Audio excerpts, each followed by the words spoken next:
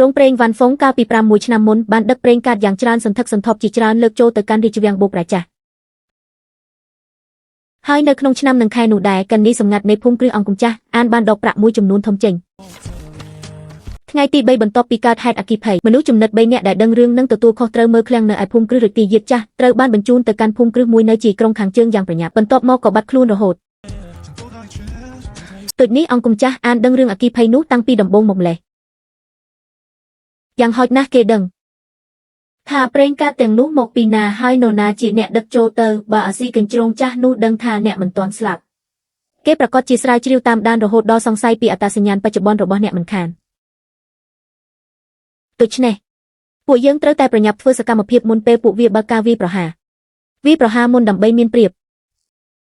ភូមិគ្រឹះបោះបង់ចោលនៅជាក្រុងខាងជើងជាកន្លែងចុងក្រោយដែលមនុស្សចំណិតទាំង3នាក់នោះលេចមុខកាលនោះបើនៅមានមនុស្សរស់រានមានជីវិតប្រកាសជាត្រូវឃុំឃាំងនៅទីនោះហើយ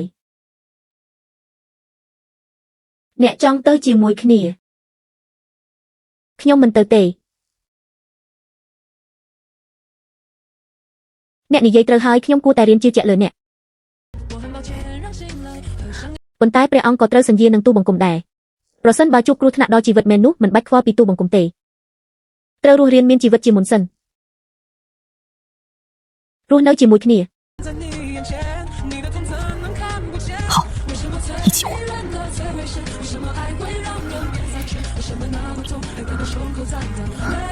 លើកក្រោយមិនអនុញ្ញាតឲ្យខ្ទប់មាត់ខ្ញុំផ្ដេសផ្ដាស់ទៀតទេ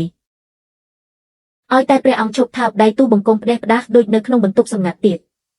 ទូបង្គំប្រកាសជាមិនខ្ទប់ទេអូចុះបើខ្ញុំនៅតែជំនះចង់ថើបនោះអញ្ចឹងទូបង្គំមានតែបដូរកន្លែងផ្សេងបិទមាត់ព្រះអង្គឲ្យជិតតែម្ដងភាយ៉ានអ្នករៀនខូចហើយមកពីព្រះអង្គប្រដៅបានល្អតាព្រះអង្គតាមសិលការីកាមកថាភូមិគឺជាក្រុងខាងជើងមានចំណាចម្លែកក្រុមគិតកោដែលអង្គម្ចាស់អានចិញ្ចឹមបីបាច់បានទៅដល់ទីនោះមុនពួកយើងមួយជំហានហើយ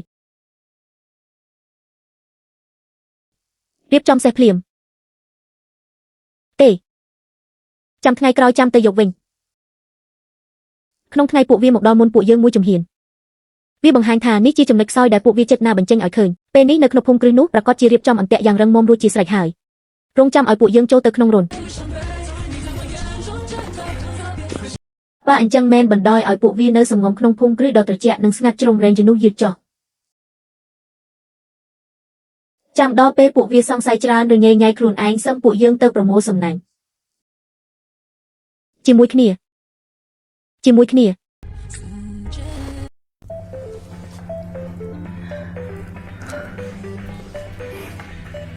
លោកមន្ត្រីភីនេះចង់គំនុំឬមួយក៏ចិត្តណាធ្វើបាបខ្ញុំ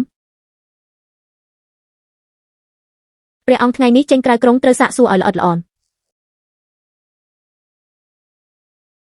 ពេលចេញផុតពីក្រុងមិនអនុញ្ញាតឲ្យហៅថាព្រះអង្គទេត្រូវហៅខ្ញុំថាម៉េចថ្ងៃនេះពួកយើងកែប្រែខ្លួនធ្វើជាប្តីប្រពន្ធអាជីវករអ្នកថាគួរតែហៅខ្ញុំថាម៉េចភរិយាអូនហៅម្ដងទៀតមើលភរិយាអូនសឹមវេនីងបើអ្នកនៅតែហៅខ្ញុំបែបនេះទៀតថ្ងៃនេះខ្ញុំលែងចង់ចេញពីក្រុងហើយការងារសំខាន់ជារឿងចម្បងអ្នកពិតជាធ្វើឲ្យខូចអារម្មណ៍មែនត្រឡប់មកវិញចាំកំដររបៀបណា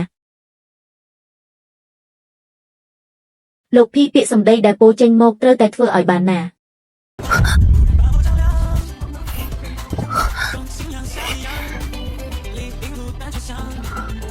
នេះចាត់ទុកជាការសងនេះជាប្រាក់កក់អ្នករៀនខូចមែនទែនហើយមកពីព្រះអង្គប្រដៅបានល្អតាព្រះអង្គរត់សេះរៀបចំរួចរាល់ហើយ